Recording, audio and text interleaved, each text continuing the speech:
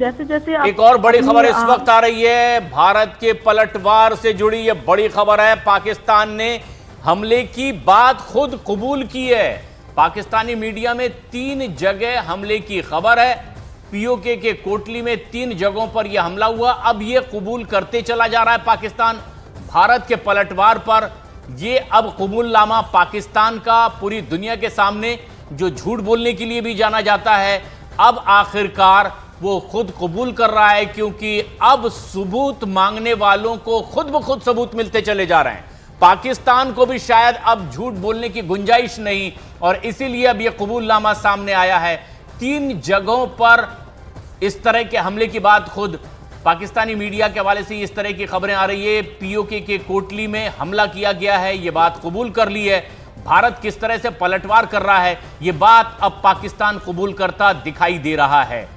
Colonel Rathore, ये जो बात है, भारत ने यह साफ किया कि दरअसल भारत किसी भी तरह से युद्ध नहीं कर रहा, ना युद्ध चाहता है, ना पाकिस्तान की आर्मी पर कहीं अटैक है, ना वहां की आवाम को नुकसान पहुंचाना चाहते हैं।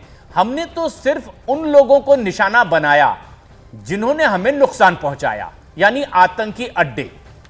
अब जो ये पाकिस्तान कर रहा है, वो उसे क्या कह रहा होगा? उससे प्रशांत 2 चीज़ें एकदम साफ हो गई। तो खैर साफ तो पिछले 40 साल से है, लेकिन कोई मानना नहीं चाहता है। साफ ये हो गई कि पाकिस्तान की आर्मी और दहशतगर्द एक ही एंटिटी हैं, नंबर 1।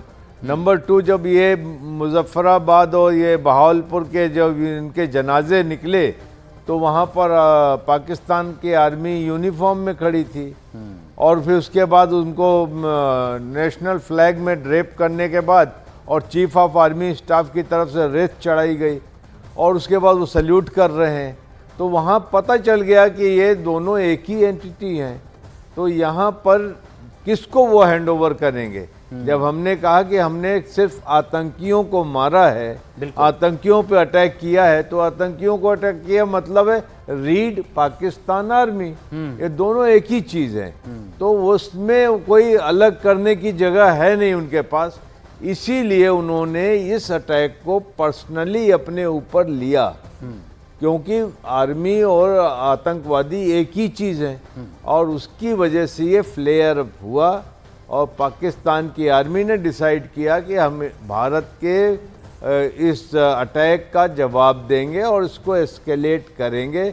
और आज हम उस सूरत हाल पे आके खड़े हो गए कि हो सकता है एक पक्ष ने कहना है कि हम इसको अभी आगे ले जाएंगे और हम फुल स्केल वॉर में अपने आप को पाएंगे। और हमने सबूतों के साथ पूरी दुनिया को बताया कि कहां कहां वो अड्डे हैं जिन्हें हमने अपने निशाने पर लिया है, और उन जगहों पर किस तरीके से 100% कामयाबी के साथ स्ट्राइक की है, उसकी तस्वीरें पूरी दुनिया ने देख ली। भारत ने बता दिया कि यहां क्या क्या एक्टिविटीज होती थी, किस तरह से भारत को नुकसान पहुंचाया जाता था यहां से, और तब हमने उस पर एक्शन लिया है।